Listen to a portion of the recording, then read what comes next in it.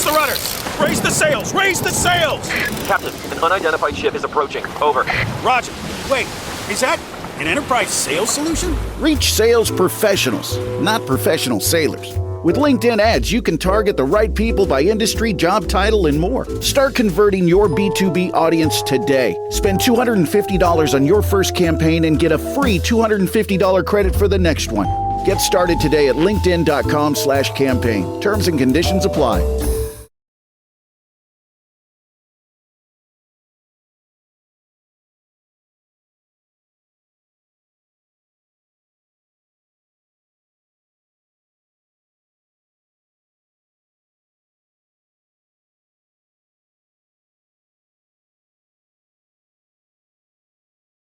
Welcome to the Bare Naked ABCs, where we discuss all the Bare Naked Ladies songs, and now we're discussing all of the Stephen Page songs on Turn the Page, the new season of Bare Naked ABCs.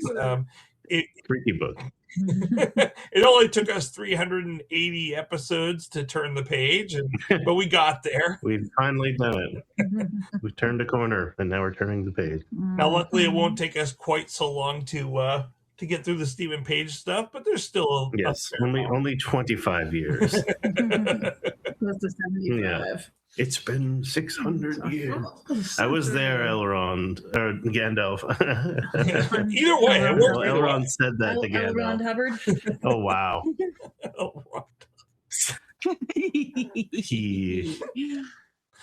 He's the writer that just continues going on and on for years and years for no reason. Speaking of going on and on, let's talk about the song. Wow. Hey, herdingcats.com. So this week we're going to discuss the song Foolish Love, which is off the Art of Time Ensemble album A Singer Must Die. And we're not talking about t-shirts. We are talking about a Leonard Cohen cover, but that's not this week. This week's song is Foolish Love. If you have not heard the Art of Time Ensemble's version or with Stephen Page, then here is that quick snippet.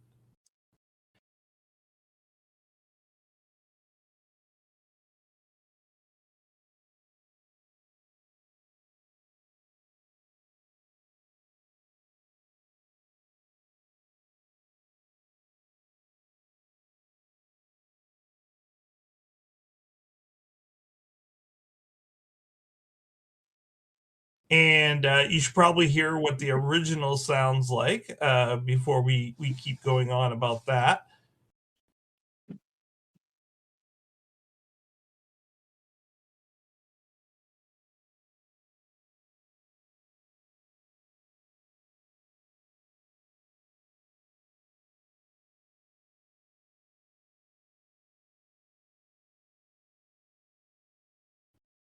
All right, now that we've got ourselves pretty well set up, we should probably start the discussion a little bit with have you guys ever heard of Rufus Wainwright? I've heard of Rufus Wax Left. No, of course I've heard of Rufus Wainwright. I'm a big fan of his cover of Across the Universe, actually. Oh, really? Yeah, he does a great job with that one. Just put that in right there.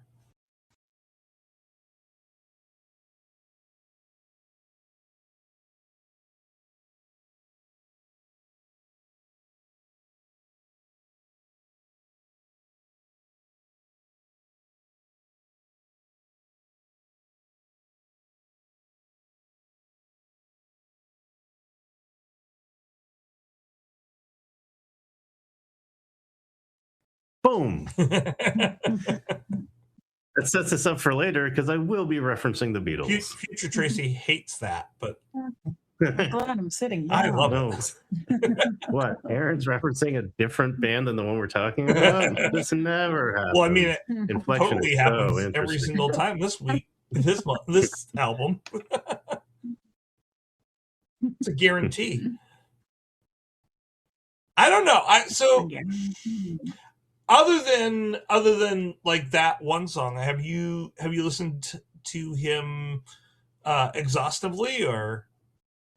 I wouldn't say exhaustively, but I've heard, I want to say, I mean, probably a handful between 5 to 10 of his originals and a few covers. So I mean, I'm well aware of him, but I mean, I don't want to say if I say like he's not one of my favorites, that sounds like I don't like him. I do, but it's just You just don't think of him? yeah. I mean, he's what I would say is I really like his vocals. He's got these kind of silky, spidery vocals, which I'm a big Elliott Smith fan. So doesn't sound like Elliott Smith, but he's in that kind of same vein. He's got a very distinctive voice. Yeah. Like it's him right away. But what's interesting to me is this song in particular is very. I mean, he's got a lot of like musical adjacent sounding stuff. This is like kind of somewhat musical-ish, somewhat operatic, somewhat. It's very cabaret kind of sounding. The original, and the cover too, to a certain extent. I've always said I love strings, so both in the original and in the Art of Time ensemble cover, we have some nice strings accompanying the piano. The piano in the original is a little more honky tonk. I did notice. We'll get to that. It's got a bit more wavering. Yeah, we'll get to that. But yeah, I mean, I like Rufus Wainwright, but yeah, Who you calling honky? as someone, who's just like music is my entire life, if I say someone's not in my top 100, that sounds bad, but no, I mean, he's probably in my top 200. He's really good. It's just I know way too many bands and artists. That's what are you that familiar with Rufus Wainwright? Yeah, a few songs. Yeah. Mm-hmm. Have you ever heard this one? Just what you've introduced me to. No, I heard it when I was listening to the album a while ago, but other than that, no. Okay. And Aaron, what about this song? Like you had known of him? Did you? Yeah. Did you? Yeah, I knew this song. I can't remember if it's Cigarettes and Chocolate Milk or if it's Chocolate Milk and Cigarettes. He's got a few interesting songs. Chocolate Milk. Yeah, I think that's the order. But yeah, I mean, I've heard a few, like I said, a few of his originals. I think, what got me into him was hearing his cover of Across the Universe. I think that was the first thing I heard from him where I was like, oh, that's Rufus Wainwright. I knew who it was. And it got me like to kind of take a look at some of the other stuff. I think he's he's very emotive, which I like, of course. He's very, again, he's got a very distinctive voice. What I think is really interesting is that I think him and Steven are on kind of different ends of the spectrum, although they're both very well suited to like the musical kind of genre, just in different ways. You know what I mean? Because Steven's a little more bombastic and like powerful in the amplitude sense, and I think Rufus is very powerful like emotionally, but it's because his vulnerability shines through. So it's kind of an interesting parallel to like the Mountain Goats, but I think Rufus has a more conventionally kind of conventional voice, whereas John Darnielle is very, very unique. He's another one where you could hear immediately be like, okay, that's the Mountain Goats. I think Rufus Wainwright is like that as well, but his voice is a bit more, like I said, it's just floaty. It's very pleasant. It's a very pleasant voice quality that he has. Relaxing. Yeah, in a sense. I mean, I think so. Yeah. Soothing, maybe. Yeah, I would say. Yeah. The thing I kept coming up as kept thinking of as I listened to it this week was I kept being reminded of Billy Joel. But when Billy Joel does his like serenades and stuff. Like he would open for Billy Joel kind of thing. Yeah. Oh, that'd be a hell of a concert. Yeah. Just because they're similar enough. Right. The tonal quality of the voice is close, especially when Billy's doing his softness. But what it's interesting as we were talking, what really kind of hit me was like, well, Steven is kind of like the rock version of Billy Joel and that like bombasticness, and Rufus is kind of like the other end of that with the piano and the sultry, like relaxed type feel. It's almost like Billy Joel's the mix of the two of them. Yeah, I could kind of get behind that. I can dig it. So I mean, Rufus has actually not been around that long. his first album didn't come out till 1998. So he was, Okay. B&L had actually been That's right. around for over 10 years at that point. So it's interesting to hear Steven, like, when he has a choice of songs, he's like, yeah, let's go with this newer this newer singer than I am. And he's actually 3 years younger than Steven even. Yeah, he was born in 1973, I guess. So Yeah. He also has still a youngin. He has 11 albums out. Like, this guy has put out a lot of music in that short period of time. But he's also written 2 classical operas. Yeah, that's cool. And that makes sense. There is, like, he's recorded tracks for films like Brokeback Mountain and I Am Sam, Moulin Rouge, Shrek, Meet the Robinsons, Big Daddy, Zoolander. Like, this guy is he's doing well. Yeah, I think I Am Sam was where that cover of Across the Universe is from, if I'm not mistaken. They had a bunch of Beatles covers in that, I want to say. Or at least that song was there. Okay. So, but yeah, I mean, yeah, that's well, this was what? This was 2008. Well, so this album came out in 2005. Okay. Wait, no, sorry, I'm getting my albums mixed up. That's too early. Yeah, I was gonna say, 10. Yeah, that would be the Vanity Project. Okay. So yeah, I mean, you say a new artist, but he was out for 12 years at that point. Right. So I think Rufus was pretty well established at that. I was gonna say it didn't seem, yeah, but I know what you're saying. Like, maybe not, a little newer on the scene than Steven himself. Yeah. You'd think that he'd be like, I'm gonna go with with the people who inspired me, but he's like, no, I'm gonna throw in some here that. I mean, it would not shock me at all to know that Rufus's work has inspired Steven. I would not surprise me. Well, and there's a lot of crossover as well. For example, at one point, Rufus toured with Sean Lennon. Which I wish I had seen that, because I love Sean Lennon. Rufus also appeared in the Gap commercial done by Philip Harder. Sorry. So those of you caught me by surprise. Those of you who are not just teenage minds right now may also remember that Philip Harder was the stop it, Bessie. was the director of Pinch Me, Get in Line, Too Little Too Late, Another Postcard, and we were lucky enough to be able to interview him. So another crossover between the two of them. Wow, there you go. He also did an album with The Art of Time later on, a couple of years later after this. Oh, that's cool. Called Shakespeare, If Music Be. And if that sounds any way familiar, If Music Be the Words of Love. As you like it. Yes. Play on, player. A sonnet. If Music Be the Food of Love is one of the sonnets in As You Like It, which B&L redid. But that is what the Shakespeare If Music Be album is The Art of Time, taking these songs that Wainwright, or these sonnets by Shakespeare that Wainwright has put to music. Tons and tons of crossovers.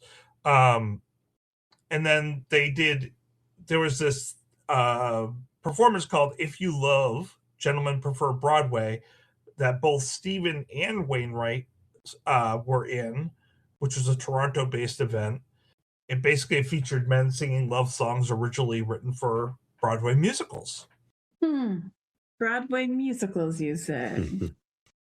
Sounds like something that would be up Steven's alley. Just a bit. There is just a bit of crossover, yeah.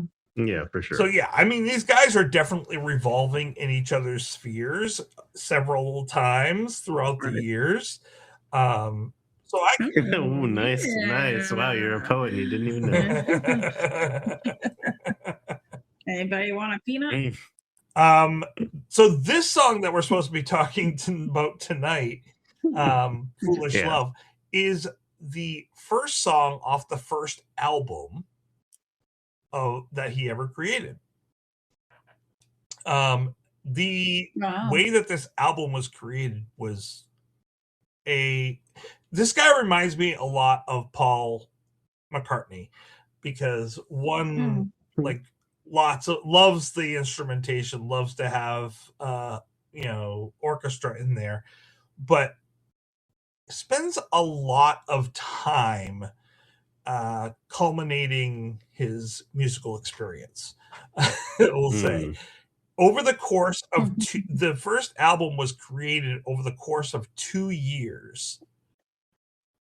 So he and a gentleman named Brian, not that Brian, they spent 2 years in the studio, like here, there, all over the place. They never left. Do they have a sandbox in there? They were in the studio here, there, everywhere across the universe. But they recorded 56 songs on 62 rolls of tape, and it cost them over $700,000 to record this first album. Jesus. They then narrowed all those 56 songs down to the 12 tracks on the album. That is ridiculously expensive, but it is 2 years. So. Yeah, it's a lot of time and a lot of songs. I would hope at least some of the other songs were used on other albums at some point if they recorded them. I did not get that information, so I don't know. And as you could probably tell, Aaron, there were a lot, and I mean a lot of instruments on this. Oh yeah. It has 2 chamberlins, which is for those who don't know, it's an electromechanical keyboard, and an accordion, and a marimba, and vibes, and upright bass, and drums, and piano, and a tack piano, and a half-speed piano. More. That's foolish, that many amount of instruments. Now, I had never heard of a tack piano. Aaron, have you ever heard of one? Is tack piano like TACK? Yes. Jang. Oh, yes. Okay, so this is what I was talking about, where earlier when you were mentioning. It's got that kind of ragtime honky tonk. Yep. It's meant to sound like a jangly upright or a harpsichord. Yeah. I've heard it referred to as a water piano, or I think that's something different. But they're all. I think the water piano does something like it uses water. It bounces the sound waves differently or something. I can't recall. Cool. Hold on. Let me. Now while he's looking that up, a tack piano. You put tacks on the hammers of the piano at the spot that it would hit the keys, so that it hits the strings. So that way the tack is hitting the strings instead of the felt. No, it's not a very feral piano that's very aggressive and wants to attack you. I think the water piano is a digital voice that I've become familiar with, but I do think that it comes from someone actually putting water in the piano. But yeah, the idea is you're altering the sound. It's not a typical piano.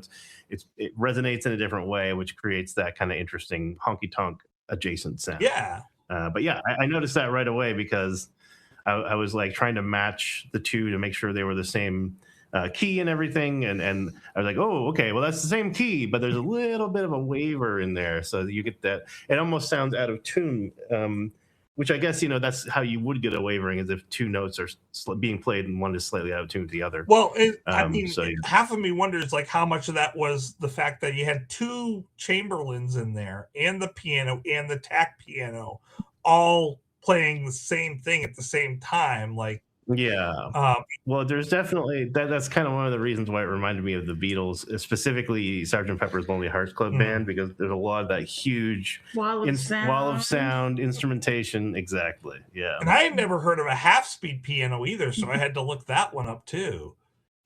I'm not sure that I'm familiar with a half-speed piano. Hold on. It took Let me me look it up. I looked it up and I was like, oh, that can't be right. Oh, that's just that.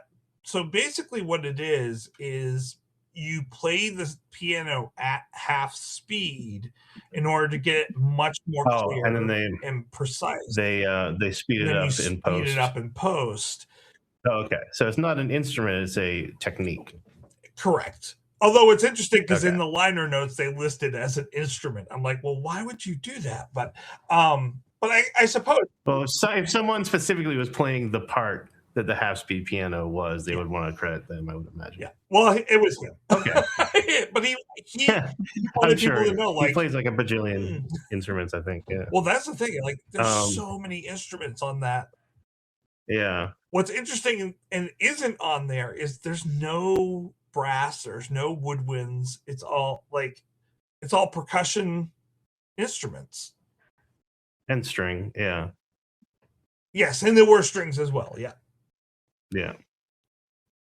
Well, that's okay. So the lack of percussion is actually interesting because, in the art of, well, I'll wait. No, wait. go. So there's a comparison. This would be a good time for it. All right. Okay. Well, I'm not going to do a full breakdown because this song is kind of ridiculous, but, oh my God. When I just started transcribing it, I was like, no. But yeah, Foolish Love was recorded by the Art of Time ensemble version, was recorded in E flat major, which is the same key as the original. And it kind of varies because we get kind of like different sections and they're sort of played at different tempos. But I would say when it's at its bounciest, probably around 108 beats per minute, but it's fairly loosey-goosey. So in the intro, you've got E flat to A flat, back to E flat, A flat major 7, really nice, E flat. But then we get D flat, which is not diatonic, to E flat major, to B, not diatonic, to E flat major, then to B flat, which is diatonic. So we've got some nice seventh chords and some borrowed chords, very much a lot of jazz influence. And then we're moving from E flat to B flat 7, dominant seventh on the 5th degree, and then resolving back to our tonic E flat. Then we step away to A flat, then back to E flat. And then we have A flat to D flat, A flat minor, interestingly, to D flat minor, to G flat, to B flat, back to E flat, once more to B flat 7, then resolve to E flat. So, I'll be honest, when I saw the chords for this song, started analyzing it and realized the length and how many changes it has. I don't know if our audience wants to hear me list chords for 10 minutes straight, but given that it's a cover, I think I'm just going to say it's a beautiful, lovely song full of lush chords, lots of sevenths, and I appreciate that. And the Art of Time cover is quite nice. The original has, again, lovely strings and other instrumentation fleshing it out. I have in my notes, sounds very Sgt. Pepper's Lonely Hearts Club Band at times. I think the Art of Time ensemble version sounds a little Beatles-esque as well. But also, the tone of the ensemble reminds me just a bit, and this might sound strange, but I mean it. It reminds me sort of that song, You've Got a Friend in Me by Randy Newman? Yeah. And I do not say that disparagingly. I actually really love Randy Newman. But I think I got that feel from it because the Art of Time ensemble cover is just a little faster and more upbeat. And that bouncy middle section is more prominently bouncy, yes. Right? I really like it. I like both versions. But I feel like Steven's voice is well suited to this. The bouncier, kind of more upbeat version. I think Rufus's vocals are a little more silky, wispy, spidery, whereas Steven's are a little more prominent and powerful and dramatic. I think they're both wonderful vocalists, and I think, this song did not change drastically from the original, but I think the tone and the feel to a certain extent did, and it played in nicely to Steven's strengths. Yeah, I had it written down that Wainwright's version feels very 70s. So again, very Sgt. Peppery, because Pepper was definitely ahead of its time and has more of a 70s feel than 60s. But that Stevens version and the Art Times version has more of a 20s feel, which also goes along with the microphone effect that they put on the very beginning and the very end of the song as well, which sounds like a radio transistor.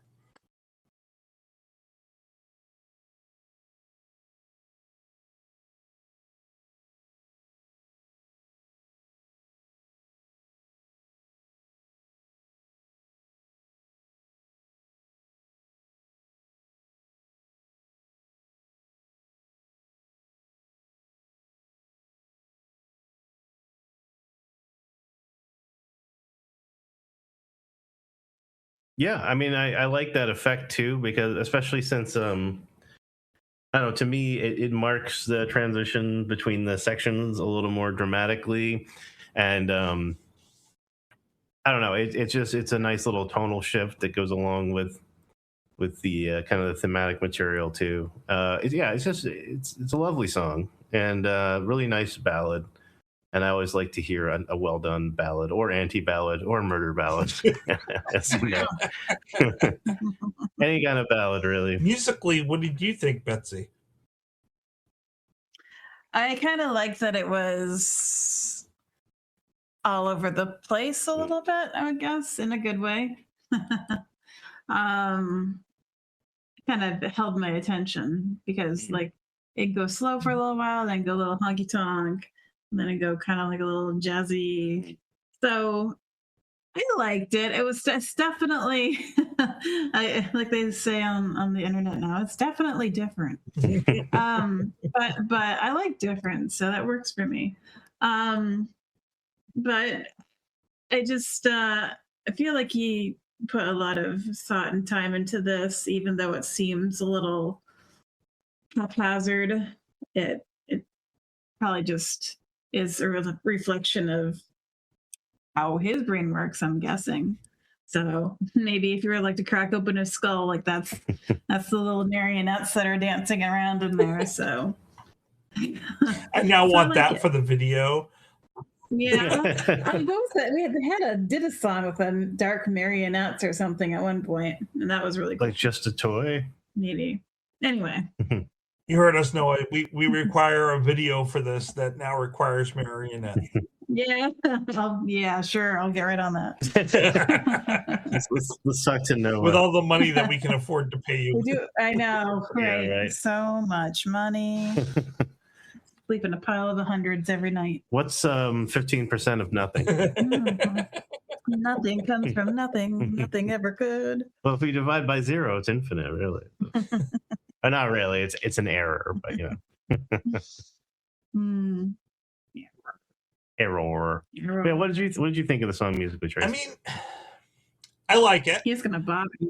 It's not my favorite. I like Steven's version, I think, a little bit better because it has that 20s feel, which works for me personally more so than the 70s feel, in the kind of the soft Billy Joel type sounding, soft rock type thing. But that soft rock 20s slow music doesn't usually bring me back to listening to it a lot. Like it was not a lot of fun to listen to over and over again over the week. I had to take a lot of breaks in between. Me too. Just because it's not something that I'm normally gonna listen to. Mm-hmm. It was well done. That's fair. Yeah, I think you and I are going to be similar score-wise. I'm very curious to see how your scores compared to mine. Yeah, so for me, this reminds me when I was in college, I did a lot of ballads for my vocal performances. I think they suit me pretty well for my vocal style. So it reminds me a lot of the jazz ballads that I used to sing. So there's a little bit of nostalgia there for me, I think. Mm-hmm. Like it reminds me of Lush Life, which is probably my favorite jazz ballad. Well, it's the favorite one that I sung in my various performances at UMA. But yeah, no, I like it. I like. It is nice. I like. Yeah. Topical. So, what did you guys think the song was about? I mean, I know that it's not Well- Steven's song, but still be kind of Yeah. interesting to talk about. I mean, on the face of things, at the very least, it's about a like a love affair or a very, I would say, tempest-tossed relationship. Yeah, it kind of feels like he's putting on airs too, like trying to fit into this masculine role, but he's also kind Interesting. of crumbling with romance on the inside. Do you know about Rufus Wainwright's personal life? No, I saw that he used meth when you looked it up on. Oh, yeah. Something about Barbara Bush's daughter or something. I didn't read that, I but don't really know. well, but I don't really know. he came out as gay very young, Oh, and if I'm not mistaken, I don't think his parents. I don't think they were like abusive, but I don't think they were very accepting of it. And I know he had some trauma in his early childhood as well. So like had kind of probably a difficult childhood, and but at least he embraced himself, I think, pretty early on, which is good. But I also think there was some. Wow. Yeah, it's not masturbation. It's sex with someone I love. Thank you. No. But no, I mean, yeah. So I mean, I think probably it seems to be, to me, it sounds like someone who's kind of dealing with maybe you could say it's a metaphor for addiction, or maybe it's like both, referring to kind of an addictive sort of obsessive love and comparing that to like a drug addiction. I don't know, but yeah, I mean, it's a nice kind of word picture, and it's he's got some really nice kind of flowery language, literary references. My favorite lyric is "Hang with the wolves who are sheepish." Like that one a lot. What'd you think, Betsy? Oh, that reminds me of kind of like Wolves of Wall Street, where it's just like, I just hate when people are disingenuous and you can see right through the facade. But anyway, I mean, okay, so now that I know that, yeah, it kind of does still sound like he's struggling with like who he is versus who he has to put on, mask to the outside world. And Aaron, Rufus, we know you listen to come on the show. I actually did send a thing out inviting him. I have not heard back. That would have blown my mind. From what so there are a number of different videos that he's put out there, especially with the newer songs, where he has talked about what the songs are about. This is not one of the ones that he's gone into a lot of depth about, but there is some information out there about what this song is. And in order to really truly understand this song, you also need to listen to the song that comes after it on the album, because they're kind of a paired up melody. And it's I did send it to you guys earlier this week in the chat. It's called Danny Boy. I thought you were just giving us extra homework. So I hadn't listened to it. I saw Danny Boy and I just assumed it was the Irish folk song. No. My bad there. Yeah, no, I didn't realize that. That was my first assumption as well. And basically, this and Danny Boy, back to back, are they're bookends of a relationship. And it's sort of a form letter to himself, defining what his goals and his sense of purpose is in the relationship and in life at this point in time of his life. It draws a relationship of him being in a relationship as being of a relationship between a gay man and a straight man. Danny was the straight, drug-addled titular boyfriend, that he had a 3-year relationship with. And, Danny comes up other times on this album as well. And if you want to see what he looks like, he is also in some of the collage work on the liner notes for this album. Oh, wow. But basically, it's about being so blindly in love that you don't notice the threats that are about to come. And he makes some references to the Three Penny Opera. So, yeah. And now he's married. Very happily, It's from like what I've he's- seen. Yeah. Jordan Weisbrot. Weisbrot. Jordan. Cool. I find it interesting that Steven would pick this song. Yeah. I mean, Steven likes to pick the sweet and sour type songs. This feels more. I feel Danny Boy is a little bit more the sour with the positive type. Well, I get a. I think this song sounds sweet, but the lyrics, to a certain extent, I don't know. I think they're kind of sweet, but they're also kind of troubling. Which I think that probably attracted Steven. Because I mean, I don't want to hold you and feel so helpless. I don't want to smell you and lose my senses. Why won't you last? Why can't you last? You know what I mean? I drink from the bottle weeping. So I mean, I think this would probably be indicative of someone who is like going into a relationship thinking, I don't think this is going to work out, but I love this person so much that I just want to be with them if I can. Yep. Which I think is tragic and beautiful. So yeah, it is. That probably I just find it very interesting. But then again, thinking about where Steven was in his life at this point, he had just, as far as we know, just recently met Christine. And they're still together. What, 15 years later? Like, nice. It sounds like it's a really good relationship. She's manages a lot of his together longer. So yeah, but yeah. I mean, she manages a lot of his the stock and stuff like that, a lot of his merchandise, in terms of his online presence, like helps out a lot with that.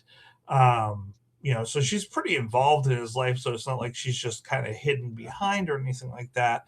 So, and she's an outward person as well. So I would think that, like, obviously this is a pretty significant love, and so maybe he was kind of feeling that at this moment in time in his life as well, of this all-encompassing love that you get worried about whether or not it will last, but you want it to last, but you also get worried.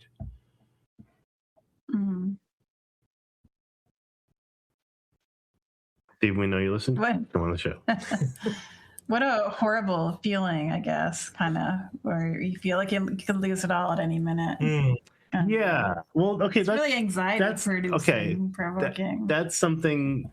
In order to really be in love with someone, it's scary because essentially you're giving them the power to hurt you because you care about them so much.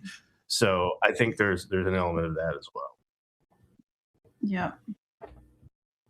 It's like if you don't really care, you're checked out. Yeah. Then they can't hurt you, but then you're not really in love, are you? It's like being in love is giving yourself to that other person and trusting them to handle you with care. Oh, I'm so tired of being lonely. I still have some love to give. Yes. George Harrison. I have a jukebox brain. Sorry, no, no. Wait, was that George or was that no? Yes, George. Traveling Wilburys. Yeah. Took me a second. I'm sorry. George? That was slow. That's okay. No. Around here we say retardando because we speak in music. You got there. Yeah, you should accelerando and catch up. Streets ahead. You have to ask her street spelling. Well, I guess we'll try to figure out if we're a retardando or accelerando, and when we're giving these scores, what do you guys think of this song? So is this how many sheepish wolves? Or Yeah. I like that. I do like that, because what a way to describe the person that people that you're surrounding yourself with. Like, sheepish wolves. Is that a wolf that is trying to hide, or is that a wolf that is a beta wolf? Beta wolf. I Not would beta like a wolf. fact check on beta wolf, please. What's a beta wolf? Can you have a beta? If we're being beta literal wolf? here, we know the whole alpha beta thing is mostly debunked at this point. It's just families. It's like the mom and dad. Dad wolf. They have little family tribes. But I like the yeah. sheepish I mean, I like think that. well, sheepish wolves. I mean, maybe maybe that's like someone who is embarrassed about who they really are. Yeah. Mhm. Kind of an interesting, but also willing to go to get metaphor. what they want. Scared. Yeah. Hmm. Ashamed. So how many sheepish wolves? Tracy, why don't you start? You never start. Yeah. Voluntold.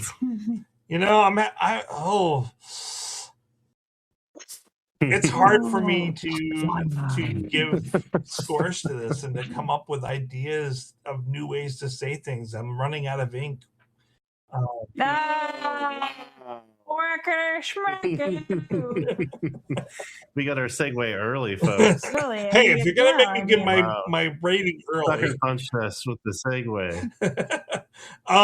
I said it earlier. Sheepish wolf. I'm not a big fan of it.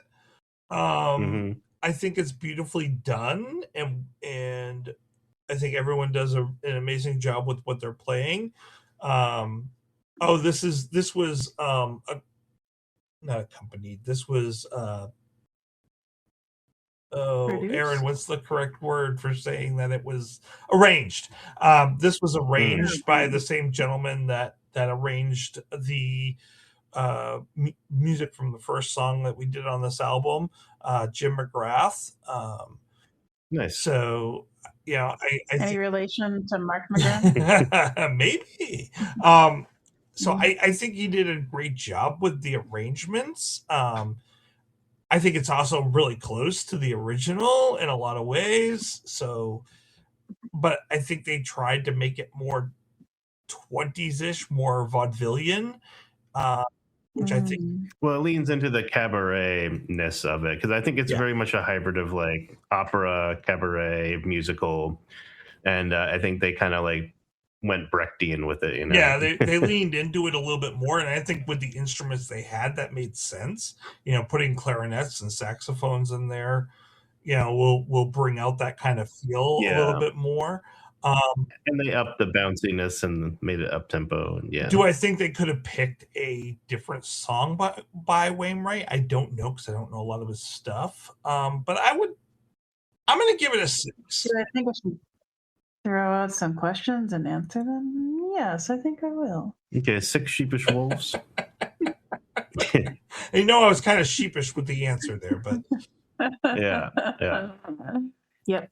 No, it's okay. I'm going to sink my teeth into that score and say 6. What about you, Betsy? I'm very similar to you. I think I really like the lyrics, actually. I think that's the thing I like the most. I appreciate the music. I don't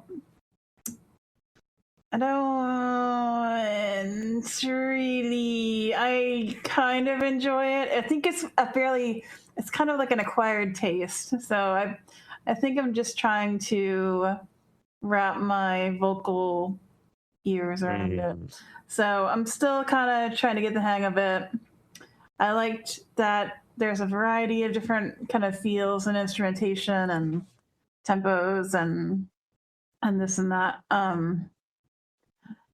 So I guess I am thinking I will probably give it a 7. Very interesting. 0.9. And as you were talking there, it reminded me, like, I've been trying to think of what it reminds me of, and it reminds me of Honey Pie Honey pie. by the Beatles. Honey pie. Really? You put it, that's my honey pie. Yeah, especially not the Wild Honey Pie. You're singing Wild Honey Pie. Oh, okay. Yeah. Sorry. My White Album Honey guy. Pie. Wild Honey Pie was John's basic reworking of the recordings of Honey Pie, which is also on the same Gotcha. album. It's on the White Album, but the Honey Pie, you're making me crazy. So it's very vaudevillian, but it also starts off very, very gentle, like the beginning of this. And yeah, it with a lot of the vocal effects. So that's where I've been trying to grab all week, and that now I got that connection. Thank you, Betsy. You're welcome. Well, I was thinking you guys were both going to be 6s or in that range, and I was thinking, well, now, hey, all the Zoomers in our audience, we have a 6 and a 7. I actually was also planning on giving this a 7. I think, it's again, it's not like one of my favorites, but it's very good. I certainly wouldn't turn it off if it came on up on Spotify or whatnot. I like it. It's pretty. Like I said, I have kind of my own emotional attachment to like jazz ballads, and it reminds me of that. I like the energy that Steven gives it, and I really do sincerely like. I know that to some people he's kind of a punchline, but I honestly think oh wow, my mind is unraveling so quickly now. Randy Newman. Yeah, I think Randy Newman. Very nice, thank you. Yeah, I was about to engage in a discussion of Snow White and the Seven Dwarfs, in an impression. I was about to be like, that guy, No, I mean, I love Randy Newman. He's great. He's wonderful musician. Yeah, exactly. But no, legitimately, I think Randy Newman's a great composer, and it reminded me of him and the things that I like about him. So I like this song quite a bit. But yeah, 7 Sheepish Wolves, I think, is a very fair. Well, that gives us an average of 667. 6-7. Oh wow, 666. Which compares to last week's average of 767. Wow. Oh, seriously? We're just all 6s and 7s here. I'm trying to get more listership. I'm trying to get them wrapped in. Yeah, okay. This week they talk about 6 and 7. You like violence? It's lit, fam. Yeah, next week we're going to talk about running out of ink. I'm gonna keep my thoughts about the song Gen Z for then, but Alpha's the 6-7. Well, I want to thank you guys for joining me. I appreciate it. Always a pleasure. And have a great week. Hopefully I'll be able to see you sometime in the near future.